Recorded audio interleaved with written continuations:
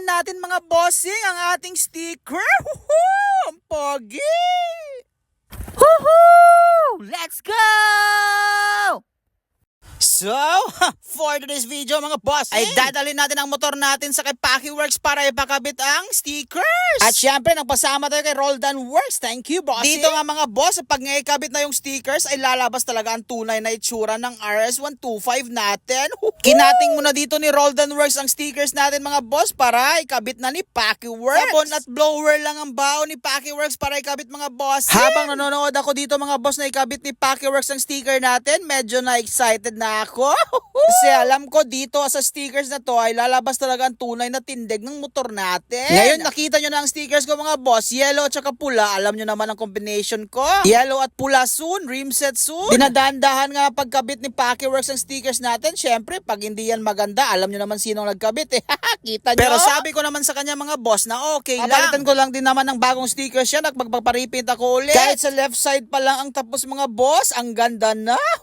Pogi talaga basta may stickers ang motor mga bossing, hindi siya dry na tingnan, meron diba? Din yan dito sa Edcol mga boss, kaya nilagay na ni Paki Works, simple as that. At sa kabilang side naman mga bossing, alam nyo mga boss, ang dami kong binili na bolts pero hindi pa dumating. At pinakabit ko tong stickers kasi may Grand EB kami sa 17 Sculpture X Tanay City at saka 17 Sculpture ng Bay City. Tapos sa Grand EB namin ay may mini show kami. Kaya mapapasabak tayo sa mini show mga boss, pero ayaw ko talaga muna sumali ng mga show mga boss kasi alam ko ang dami pang kulang ng motor ko, ang layo pa. Pero as an co-admin ng 70s Culture Tanay, syempre susuporta na lang ako. Kasi exclusive lang din naman yan ang mini show mga boss. Kahit madami pang kulang ang motor ko mga boss, pero may tindig na. Sino ba naman mag-aakala na from XRM125 Trinity to RS125? Mind you mga bossing, alam nyo naman ang daming iniba dito para ma-convert lang into nice 125. Walang plug and play tong motor na to mga boss. Hirap pero ini-enjoy ko. Walang mahirap sa pagbibuild mga bossing, alam nyo kasi yan. Kasi ako yung tipo mga boss na hindi lang nakikiuso. Lumaki ako sa motor mga boss. Hilig ko talaga to kasi kung basihan lang sa paggastos mula noon first year high school pa lang ako, nag-iipon na ako para sa motor ko. At may nabili tayo dito na temporary mga spacers niya mga boss. Para dagdag detalye lang sa mini show mga boss. Medyo mahaba mga boss kaya papuputulan natin to kay Paki Works. Kaya ngayon tatanggalin muna natin. At magpapalitin pala ako dito mga boss ng spokes. Yung sa atin ang tagal na tapos kinakalawang yung sineservice ko pa tong motor na to Spacer at spokes temporary lang mga boss kasi bibili tayo ng bagong rim set soon. At natagal na yung likod mga bossing tapos dito naman sa harap. Linagyan ko ng pinangbangil yung ilalim mga boss. Hindi ko alam sa Tagalog yan.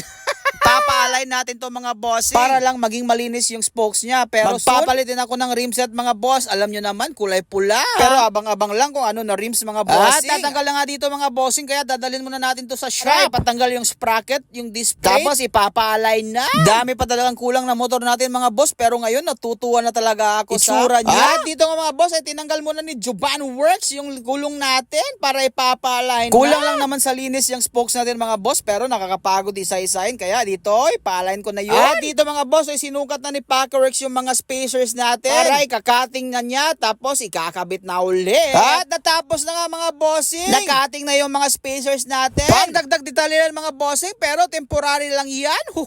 Dami nagsasabi dyan mga bossing na pangit motor natin. Dapat ganito, dapat ganyan. Pero ala ako paki sa inyo. Gastos ko, build ko. Soon mga boss, paglalapag tayo sa show, meron naman yung mga judges na mag-a-advise sa atin kung anong kulang, anong gagawin. Kaya over tayo mga boss. Matututo din tayo. Basta ngayon, pogi ang motor ko. I love you all.